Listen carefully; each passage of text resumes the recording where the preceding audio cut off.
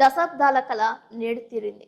ఎండకు, వానకు రోడ్డుపైనే ఉండి బస్సు సర్వీసుల కోసం పడరాని పాట్లు పడాల్సి వచ్చేది. ఒక్కో బస్సు ఒక్కో చోట నిలుపుదల చేసేవారు.